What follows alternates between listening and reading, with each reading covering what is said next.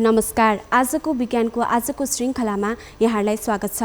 नेपाल सरकार शिक्षा विज्ञान तथा प्रविधि मन्त्रालय, बीपी कोइराला मेमोरियल प्लानेटोरियम तथा अब्जर्भेटरी, विज्ञान संग्रहालय विकास समिति र नेपाल टेलिभिजनको संयुक्त कार्यक्रम हो आजको विज्ञान, जुन हरेक 15-15 दिनको अन्तरालमा मंगलबार राति 9:30 बजे नेपाल टेलिभिजनबाट प्रसारण हुने गर्दछ। यस कार्यक्रममा विश्व जगतमा विज्ञानका क्षेत्रमा भएका नयाँ र रोचक तथ्यहरू प्रस्तुत गर्ने गर्दछौँ र आजको श्रृङ्खलामा पनि त्यो क्रम जारी नै छ। अब भने कार्यक्रमको सुरुवाततर्फ लागौं। कार्यक्रमको पहिलो स्तम्भ विज्ञान गतिविधिबाट। कीर्तिपुर स्थित बीपी कोइराला मेमोरियल प्लानेटोरियम तथा अब्जर्भेटरी, विज्ञान संग्रहालय विकास समिति र पोल्यान्डको जिओलोना गोरा विश्वविद्यालय बीच भएको पारस्परिक सहकार्यले नेपालको अन्तरिक्ष विज्ञानको प्रगतिमा महत्त्वपूर्ण भूमिका खेल्ने अनुमान गरिएको छ। आउनुहोस् अब लागौं यसै सहकार्यको विषयमा गरिएको कुराकानीतर्फ। Let's start this discussion with Professor Dr. Gopal Bhatt. Space science collaboration is a big thing, you know. How this initiative for the space science collaboration between Nepal and Poland initiated? And also, what long-term impact do you anticipate arising from this partnership? In our department in Gironagura, we have a network of telescopes scattered all around the world, and so that we can continuously monitor the sky for different astrophysical systems, for stars, or even space debris and this kind of things. Because we wanted to cover the sky globally, there was nothing in Nepal. So we wanted to have an instrument, a telescope here, collaboration between Nepal and Poland, so that we can have a telescope here, and then it would open the door for the space science projects. So that's how it started. Impact is going to be very important. This telescope will be a telescope that will be accessed from all over the world, meaning the telescope would be here, but it would be everybody, people from different countries will be observing. So that means the promotion of Nepal, you know, everybody will know about the Nepal, and once it's become successful, then we will have more instruments, right? So the impact would be on the students. There will be a larger participation of the students who are working in this field. With telescopes comes data science and related machine learning and AIs and stuff like that. So it also opened doors for data science part. So in the long term, it will have, I think, a great impact on the development of Nepal. In the meantime, we have Professor Michael Jemo from Poland, who is an expert. He's set up several, as you mentioned, several telescopes around the world. For example, in Chile, Turkey, and the plans are further in South Africa and other places.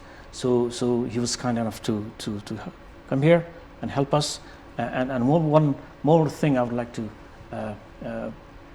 mention, that Dr. Saurabh Sharma, who is the director of BP Memorial Planetarium, he has put his tremendous effort in maintaining the observatory and the science museum. We were yesterday we were touring all these places, and it's a perfect. We have all these requirements, the logistics requirement we have there. So the next plan is we'll just bring down the telescope and then set it up there and start a new phase in Nepal. In what way do you think this kind of collaboration will inspire next upcoming generation, women from rural areas as well as new scientists? I think it will inspire a lot to people, especially from rural area. Remember that I was one of them. Yeah. So I am from Doti Silgadi, and as a kid, I used to stare at the sky, and there would be hills around. The sky was so clear, so I would think that I can take a stairs from that hill and grab a couple of stars so clear. I think this is one of the reasons. I mean, the inspiration, the stars, ultimately led to be the professor of and prestigious university. The same thing happened to other people, right? I'm sure there are many young people from rural areas who aspire to be astronauts or space scientists or astrophysicists, astronomers. And this will create an opportunity for them, so that we have a telescopes of our own in some sense, right?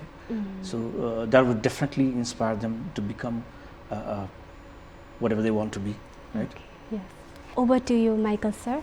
As we know that Nepal has a unique topography, it lies in Himalaya. So what kind of opportunity does Europe perceive in cooperating with Himalayan countries like Nepal? Nepal, we see Nepal as a great localization for our new telescope, as Professor Gopal said, that because this unique localization in high mountain sites and the very good weather conditions will allow us to fill this gap in the observing coverage of of our network. So this is the biggest thing, the biggest point of this of that's what we want to do. So yeah, this is I think this is also great opportunity for us and for Nepal, that we can find a new talented students. We can use these telescopes, the data with hands-on exercises. Yeah, this is how it works. Yeah. As we know that our unique topography, we have highest mountain and even a deeper valley here. What kind of data is useful for the scientists for the research? We are involved in many different international projects. That's the projects about observing the supernova, asteroids, blazars, as Professor Gopal topic, and also space debris, many different things. So we can use this telescope to observe, for example, events that need very fast follow-up. That's, for example, supernova or some nova events that we want to observe immediately after we found them. So in Nepal, for example, if there is night in Nepal, yes, so we can start observations exactly at the same time that we got alert from the satellites that, for example, there is a new supernova or something like that, and then we can continue these observations with the next sites in Europe, in Africa, in America, and so on. Yeah. In future, will Poland and Nepal work together? Is there any plan?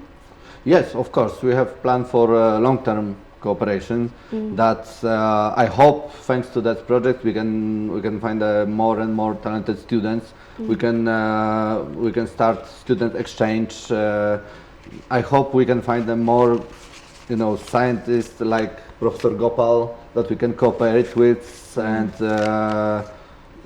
be part of the many international projects together with Nepal. So I'd like to move to Gopal, sir. Nepal is extremely prone to glacial hazard, as you know that, and its root cause is climate change. How this telescope data can be utilized for climate monitoring, glacial observation and disaster management in our country? We have limited ground-based infrastructures, so mostly we'll have to rely on the space data. Yeah, from space you can monitor the long-term temperature changes, the glacier dynamics, the rainfalls, and gradual change in climate. That's how it can be tracked from space data, and this will help to create an alert system if some hazard is coming, or even earthquake monitoring. This with fast communication, this can be done. So, and many people don't know that these data are freely publicly available in NASA and ESA websites. So if you can make use of those astronomical data, which basically from space, there's not much we can do. We can do actually from ground-based instrumentations, but it's mostly from space. If we have a system to utilize this data, and this will really benefit our country and policy making in agriculture and other things. Yeah. Being a Nepali citizen, you have lived here and you know the policy. So what kind of policies should be made by Nepal government for the advancement in the space science? What I think is that Nepal hasn't entered is gradually entering that phase. So we don't have a clear policy. So the first and foremost thing we should have is a clear national space policy, and that should emphasize our open space, the use of space as a peaceful means, and open data systems. We should share the data with the world, and collaboration, international collaborations. These are the key things we should include on policy. When we do this, then also we need to invest some human capital, because this requires trainings, expertise. So we should more invest on institutions, encourage research institutes and universities, and create some scholarship programs for the students, and exchange program with bigger collaborations, as NASA or us with Poland or other parts of Europe. That would really help making a national policy as a whole. Now let's move to Professor Michael. Poland has achieved significant success in space science. So what kind of policy would you suggest, or what kind of lesson can Nepal draw from Poland's experience in developing its space science sector, especially in regard to investment development?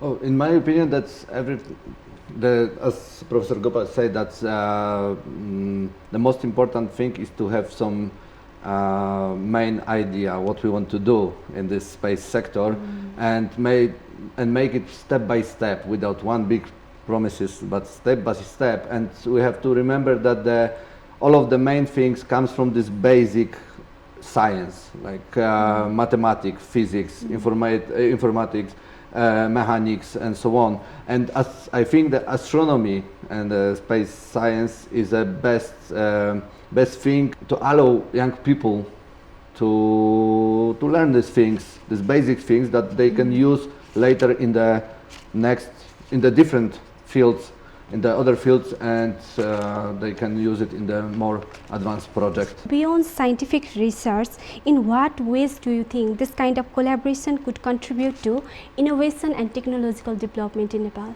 Astronomy today is in the front of the big data topic, and in astronomy we have all of this basic science, like mathematics, physics, that can be used in almost all of the fields. So this is the important thing. What message would you like to give to youngster who is aiming to pursue their future in space science? As someone from the western part of Nepal who finally made it to this position, what I would like to suggest to the young people who wants to be in the similar field is that being in the remote part of Nepal should not deter you to achieve your dreams. In astronomy, space science, it's not fundamental science, so you can dream boldly, but you should be very persistent with hard work.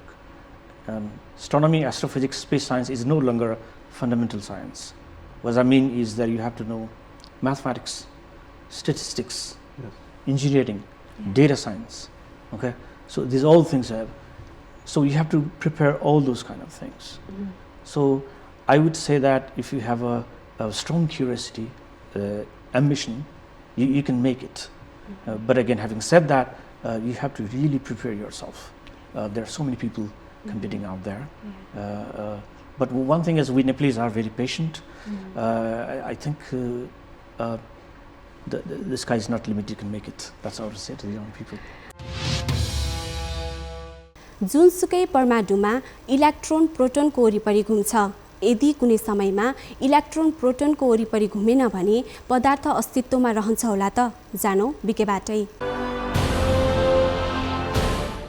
वास्तवमा यो पदार्थको वरिपरि electron घुमेर collapse भएर न्युक्लियसमा गएर पुरा संसार नै सिज टु एक्जिस्ट अर्थात् नष्ट हुन्छ भन्ने यो कन्सेप्ट कहाँबाट आएको भने क्लासिकल भौतिक विज्ञानबाट हामीले हेर्यौँ भने, हामीले पुरातन भौतिक विज्ञानको दृष्टिकोणबाट हेर्यौँ भने के हुन्छ भने कुनै एउटा चार्ज पार्टिकल जब एक्सेलरेट हुन्छ, जब कुनै एउटा चार्ज कणहरूको लाइमा गतिवर्धन हुन्छ, त्यसबेला यसले आफ्नो इनर्जी लस गर्दै जान्छ, इनर्जीको क्षयीकरण हुँदै जान्छ र जसले गर्दा केही निश्चित समयपछि त्यो चाहिँ उसको ऊर्जा काइनेटिक इनर्जी समाप्त भएर ऊ चाहिँ कोल्याप्स हुन्छ भन्ने एउटा विचारबाट एउटा त्यो आएको प्रेरित भएको देखिन्छ भने अर्को के हुन्छ भने कहिलेकाहीँ इलेक्ट्रोन क्याप्चर पनि हुन्छ।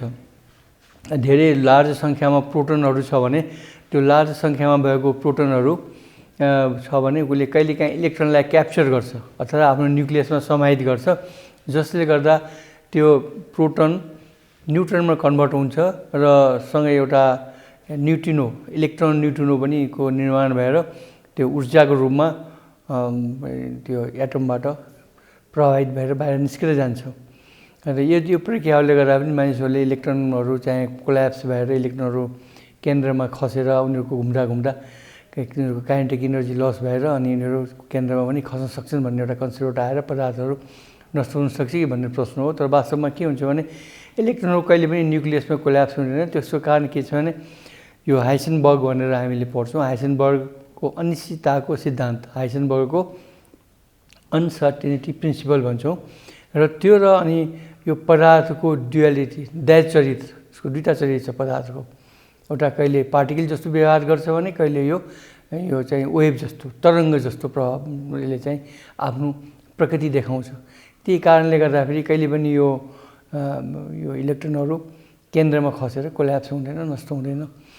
के हुन्छ भने जब यो हाइसेनबर्ग अनसर्टेनिटी प्रिन्सिपल अनुसार के छ भने यो एनर्जीको एउटा स्टेट छ, इनर्जी स्टेट छ र त्यसको मोमेन्टम छ, सर्टेन मोमेन्टम छ।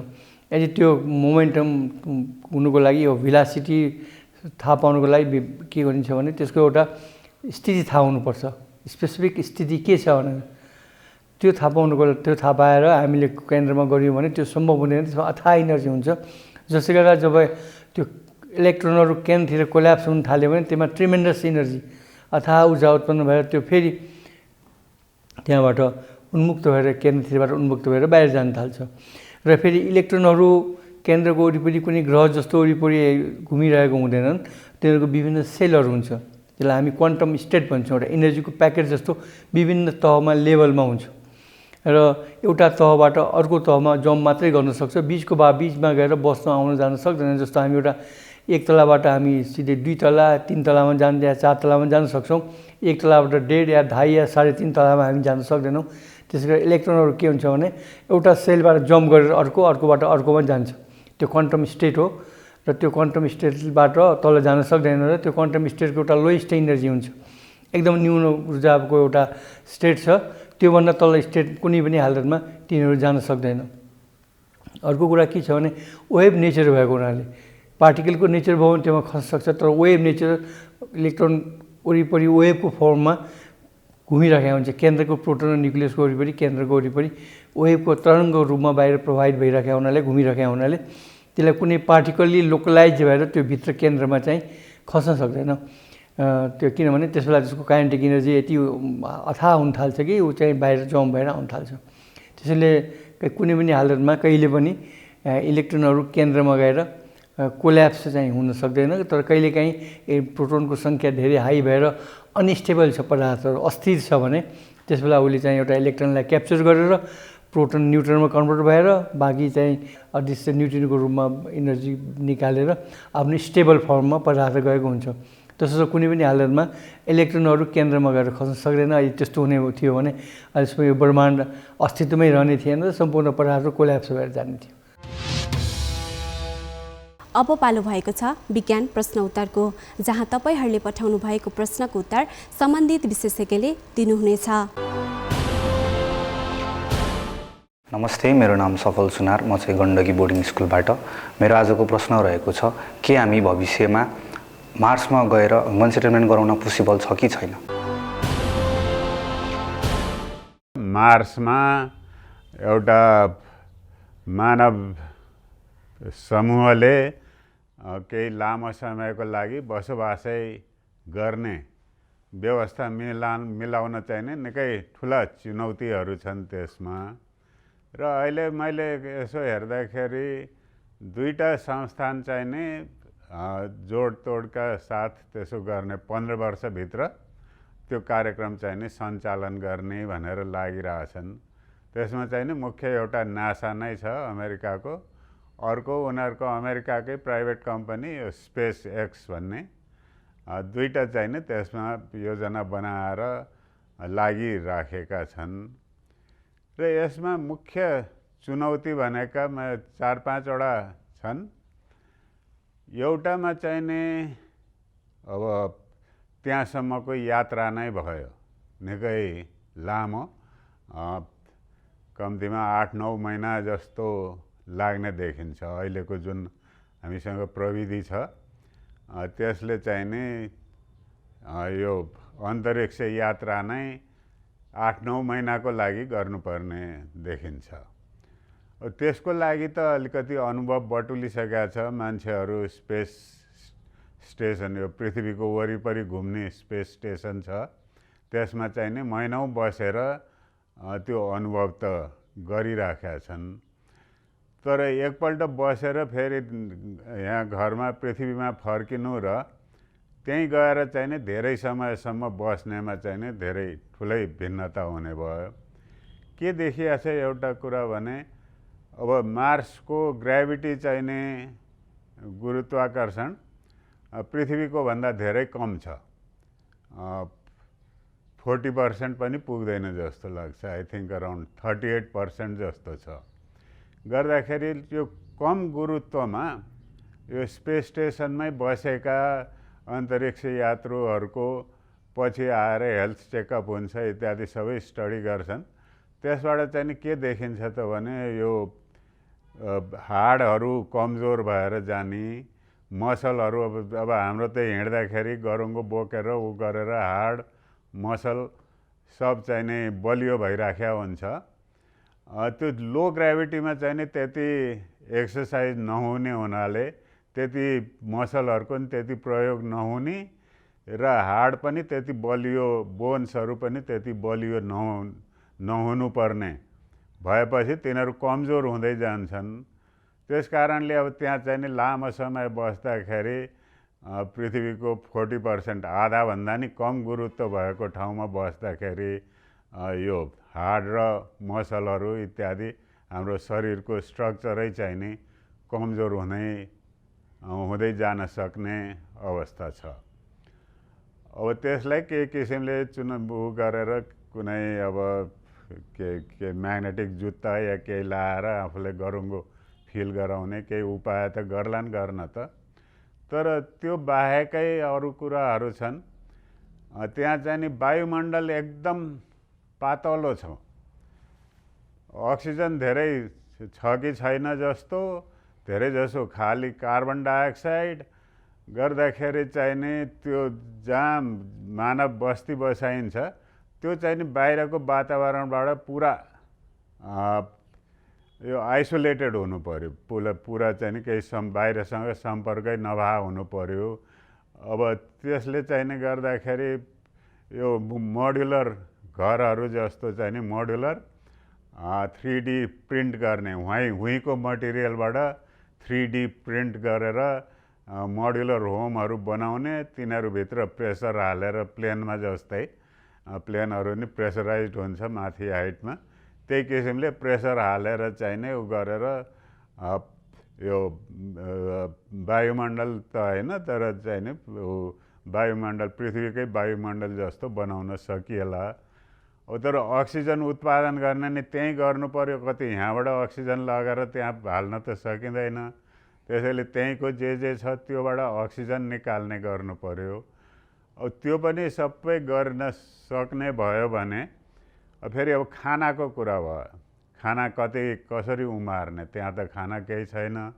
एक्सपेरिमेन्ट गरिरहेछन् अन्तरिक्ष यानहरूमा चाहिँ नि प्लान्टहरू उमार्ने, यो बोट बिरुवाहरू उमार्ने एक्सपेरिमेन्टहरू गरिरहेछन्, त्यसमा पनि धेरै विकास भएको छ। मार्समा चाहिँ नि अब यो टेराफर्मिङ भनेर त्यहाँको चाहिँ नि त्यो माटोहरू इत्यादि पृथ्वीकै जस्तो बनाएर त्यहाँबाट चाहिँ नि उमारेर गरेर त्यो वातावरणै चेन्ज गर्ने, प्लान्टहरू उमारेपछि त अक्सिजन पनि उत्पन्न गर्ने भयो। त्यो किसिमले एकीकृत किसिमले चाहिँ नि सबै बनाउन सकिन्छ कि भन्ने प्रयत्न गरिराखेका छन्। त्यसैले अब सम्भव चाहिने त्यही अब यिनीहरूको चाहिँ त्यही 15 वर्षभित्र चाहिने यो योजना सुरु गर्ने थाल्ने भन्ने छ। त्यो सफलै पार्न कति टाइम लाग्छ, तर चाहिने यो अगाडि बढ्दैछ यो काम।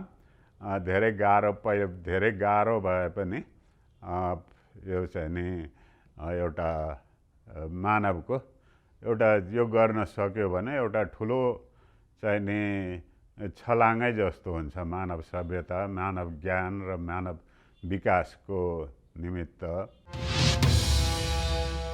हवस् त, आजको निर्धारित समय सकिएको छ। फेरि पनि विज्ञानका यस्तै रोचक तथ्यहरू लिएर हामी उपस्थित हुने नै छौँ।